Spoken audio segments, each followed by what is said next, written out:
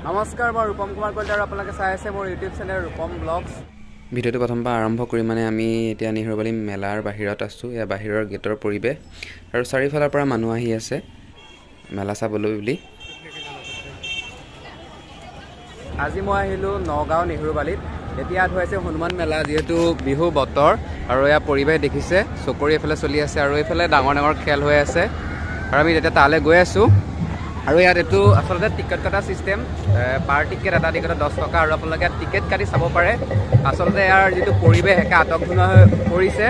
যিটো বিহু বতৰ, ইয়াত আপোনালোকে সকলো ধৰণৰ খোৱাৰ পৰা আৰম্ভ কৰি সৰু সকলোৰে সা সুবিধা অনুযায়ী চব ইয়াত এবাৰ আহিছে। চকৰি আহিছে এবাৰ বহুত ধৰণৰ,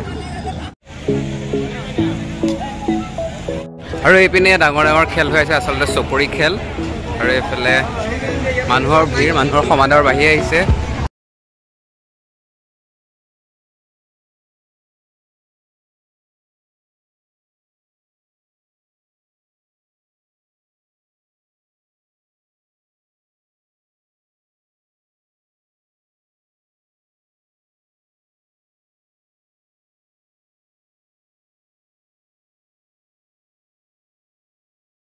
মেলাত আগত থাকি চকৰি বহুত অনা হৈছে, ভেৰাইটিজ ৰকমৰ, ভেৰাইটিজ কালাৰৰ।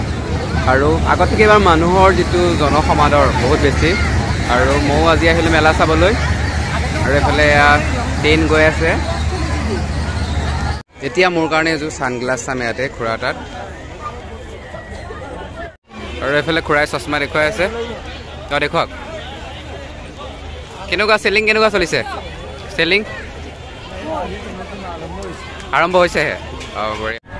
মেলাত আহি যদি একো কিনা নহয় বেয়া কথা হ'ব, কাৰণ মই যোৱাবাৰো আহি মেলাত বস্তু কিনিছিলোঁ। সেইবাবে এইবাৰ এযোৰ মই য়েল্ল' কালাৰৰ ছানগ্লাছ কিনিলোঁ।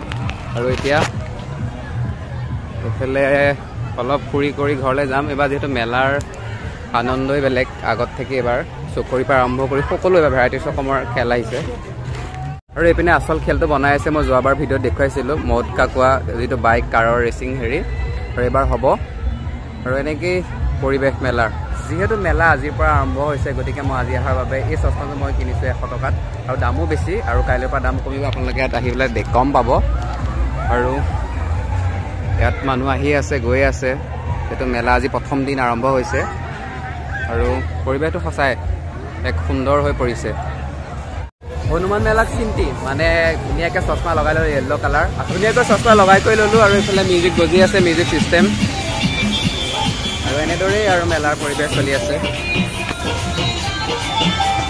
আচলতে এইটো লটাৰী খেল চলি আছে ইয়াত।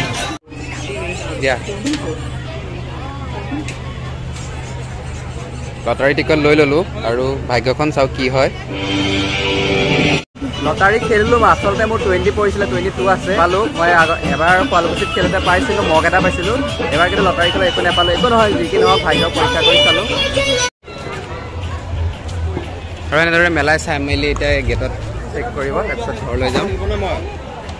শেষত অসমবাসী ৰাইজক আগতীয়াকৈ অসমীয়া নৱবৰ্ষৰ আৰু ৰঙালী বিহুৰ অলেখ শুভকামনা জনালোঁ।